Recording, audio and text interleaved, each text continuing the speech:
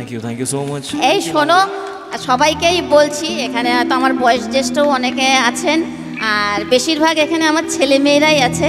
তা আমি কিন্তু সেরকমভাবে গান টান অত শিখেওনি, অত জানি না। হ্যাঁ, এই হয়তো ছেলের জন্য একটু করতে পারছি, আর ছেলের জন্যই কিন্তু আমি এরকম এই মঞ্চ পেয়েছি। জীবনে কোনোদিন মানে ছেলে প্রতিষ্ঠিত হওয়ার আগে এরকম মঞ্চ আমি কখনো পাইনি, ওই নিচে বসেই দেখতাম। কিন্তু আজকে আমি এই মঞ্চটা পেয়েছি কিন্তু আমার এই ছেলের জন্য। আর একটা কথা আমি বলতে চাই, মানে মামনি ভালো পারফর্মার না হতে পারে, কিন্তু ভালো ওই কোচ হয় না, মানে ভালো টিচার হচ্ছে মামনি। কারণ মামনি অ্যাকচুয়ালি আমাকে মানিয়েছে, আমার গান শেখানো, আমার রেওয়াজ করানো, বা প্রথম যখন গান বানাতাম সেই প্রত্যেকটা গান কম্পোজিশন প্রতি লাইন ধরে ধরে আমাকে বোঝানো, বা এটা এরকম কর ভাল লাগবে। তো মামনির জন্য একটা জোরে হাততালি হোক। আসলে আমার পরিবারে দুটো মানুষ, বাবা মামনি, যারা ছোট থেকে আমায় বড় করেছেন। বাবা হচ্ছে আমার কাছে ওই আমার শির দ্বারা, আমার ওপরে বট গাছের মতন। তো বাবার জন্য একটা জোরদার হাততালি হোক।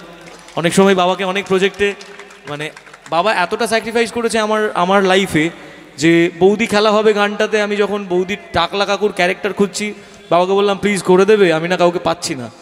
বাবা নিজে একটা সরকারি চাকরি করে, তা সত্ত্বেও বললো ঠিক আছে চল আমি করে দেবো।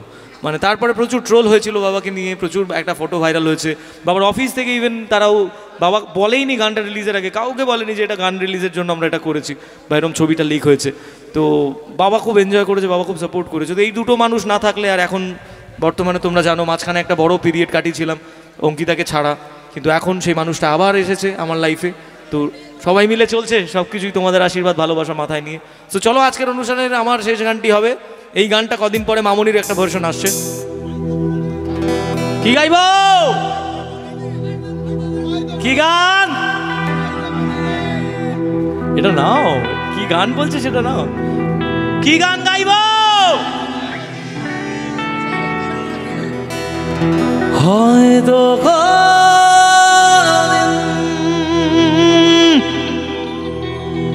তুই চাইবি আমাকে,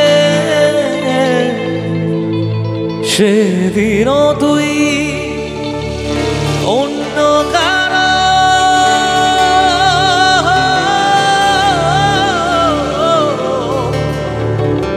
আমি আকাশে তারার মতো জ্বলব, না হলে জোনাকি তবুও রে তোর মতো দেব না ফাঁকি। এখানে একটা লাইন বলছি, হয়তো কোনোদিন তুই চাইবি আমাকে, হয়তো কোনোদিন তুই চাইবি আমাকে, সেদিন তুই অন্য কারো আমি আকাশে। আসলে বারবার বলি আকাশে মানে কিন্তু মরে গিয়ে তারা হওয়া নয়, তারার মতো জ্বলবো। আসলে তারাকে দেখা যায় কিন্তু তারার আলোয় আলোকিত হওয়া যায় না। আসলে স্টার কাদের বলা হয় আমি একটু জিজ্ঞেস করি, প্রত্যেকের সঙ্গে শেষ গানে একটু কথা বলে তবে যাব, তাহলে আমার এটা মনে থাকবে পুরো স্টোরিটা, তোমাদের সঙ্গে এই সময়টা কাটানো। আমরা তারা কাকে বলি, তারকা কাদের বলি? Thank you. আসলে মানুষ যখন একটু ওপরে ওঠে যে কোনো প্রফেশনে, বেসিক্যালি আমাদের প্রফেশনে বেশি করে বলা হয়, আমাদেরকে স্টার বলে লোকে, আমাদেরকে সেলিব্রিটি বলে। আমি জানি না, আমি খুব সাধারণ, আমি তোমাদের মতনই একজন। আমি ওই সেলিব্রিটিশিপে বিশ্বাস করি না, কিন্তু আমি ওই তারকা হতে বলি যে তারকাতে আমি স্টার হতে পারি। এখানে প্রত্যেকটা মানুষ যে যে কাজটা করে প্রত্যেকের কাজের জায়গায় স্টার হতে পারে আমি মনে করি। কারণ প্রত্যেকের মধ্যে কিন্তু যে কোনো কাজকে 100% করার দম আছে। আজকে আমাকে যদি ছবি আঁকানো হতো পারতাম না, গানটাই 100% দিয়েছিলাম বলে পেরেছি। তাই আমাদের লাইফে নিজেদের পেছনে সময়টা দেওয়া খুব জরুরি। গার্লফ্রেন্ডের জন্য মরে গিয়ে তারা হয়ে ভূত হয়ে দেখবো সে কি করে, এসব হয় না।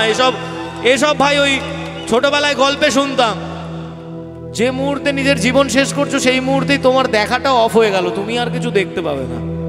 তাই নিজের জীবনকে বাঁচিয়ে রেখে যে মানুষটা জীবন ছেড়ে চলে যাবে তাকে দেখিয়ে দাও না তুমি কি করতে পারো, যেটা আমি করেছি। আমার জীবন থেকে মানুষটা চলে যাওয়ার 1 বছর আগে এরকম সময় তার সঙ্গে আমার একটা লং ডিস্টেন্স তৈরি হয়েছিল, কিন্তু আমি আমার কেরিয়ারের পথে, আমি আমার কাজের জায়গায় সৎ ছিলাম বলে মানুষটা কিন্তু আমার জীবনে আজকে ফিরে এসেছে। তোমরা দেখেছো সোশ্যাল মিডিয়ায় সব সময়। তাই কি বলছি, আমায় কাঁদাস না আর কাঁদাস না রে তুই, তোর স্মৃতি ছাড়া নেই রে আর কিছুই। ওরে প্রিয়া,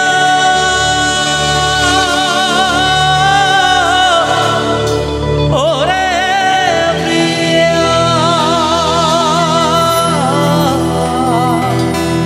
কত আবেগ দিয়ে ইচ্ছেগুলো তোর সাথে সাজিয়েছিলাম, তোর বলা সব মিথ্যেগুলো সত্যি ভেবে গিয়েছিলাম। কত আবেগ দিয়ে ইচ্ছেগুলো তোর সাথে সাজিয়েছিলাম, তোর বলা সব মিথ্যেগুলো সত্যি ভেবে গিয়েছিলাম। ও তাই বুঝি কি করলি এমন দেখা দিলি শেষে, তোর মতকে দারুণ করে মিথ্যে ভালোবাসে। তাই বুঝি কি করলি এমন দেখা দিলি শেষে, তোর মতকে দারুণ করে মিথ্যে ভালোবাসে। আমায় কাঁদাস না আর কাঁদাস না রে তুই, তোর স্মৃতি ছাড়া নেই রে আর কিছুই। আমায় কাঁদাস না আর কাঁদাস না রে তুই, তোর স্মৃতি ছাড়া নেই রে আর কিছুই। ওরে প্রিয়া, ওরে প্রিয়া, ওরে প্রিয়া, ওরে প্রিয়া।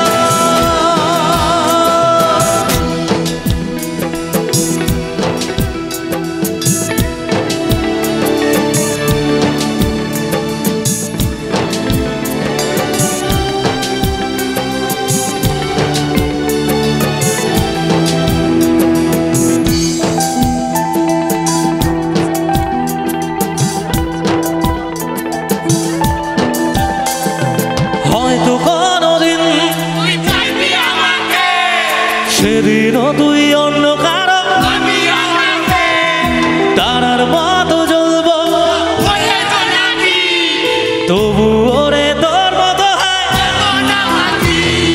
হয়তো কোনদিন তুই চাইবি আমাকে, সেদিনও তুই অন্য কারো আমি আমাকে তারার মতো জ্বলবো, হয়ে তো নাকি তবু ওরে তোর মতো হয়। মনা মাটি। সেদিক থেকে শুনতে পাবো আওয়াজ।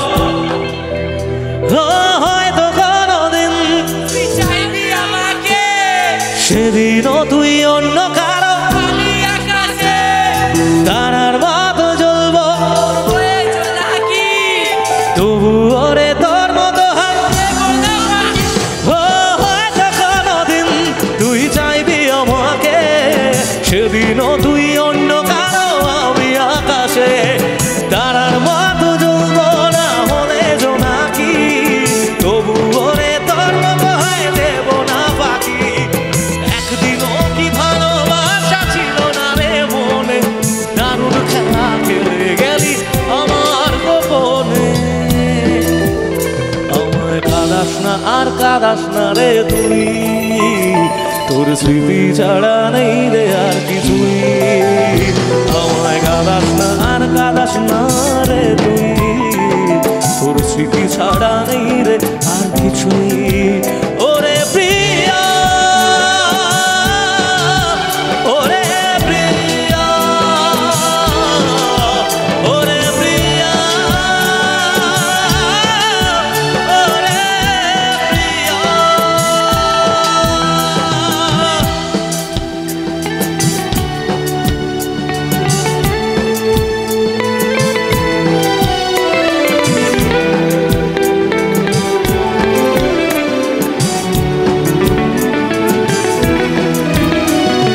শেষ করতে করতে একটু ছোট্ট করে আলাপ পর্ব সারি আমরা। আমার সঙ্গে এতক্ষণ ধরে যারা সঙ্গত করছে প্রত্যেককে আপনারা আমার প্রত্যেকটা মঞ্চেই দেখতে পান, আমার লাইভের পেছনে সবসময় আমার সঙ্গে থাকেন। এদিকে বাস গিটারে খোকন দা, এটা জোরে হাততালি হোক তার জন্যে সবাই। এদিকে হ্যান্ডসনিক পারকাশনে বিট্টু দা, সবাই জোরে একটা হাততালি। এদিকে প্যাড বাজাচ্ছে আমার বন্ধু কুন্তল, একটা জোরে হাততালি। আমাদের অল ইন অল মিকি দা অন ড্রামস, ফাটিয়ে একটা হাততালি হোক। পিকি অন কিবোর্ড, একটা ফাটিয়ে হাততালি হোক সবাই। শ্যাম ভাই অন গিটার, একটা জোরে হাততালি হোক। সাউন্ড ইঞ্জিনিয়ার দাদার নাম কি? তোতা সাউন্ড, এই তোমাদের সঙ্গে অনেক আগে অনুষ্ঠান করেছি। ইয়েস, তোতা সাউন্ডের জন্য একটা জোরে হাততালি হোক সবাই। এখানে মহাপ্রভু স্টুডিও আছে লাইভ সম্প্রচারের জন্য। লাইটস কারা আছে? লাইটসের নাম কি? আচ্ছা, আমার শোনা অসুবিধা হবে। লাইটসের জন্য একটা জোরে হাততালি হোক। আউটপুট সাউন্ড দাদাদের জন্য।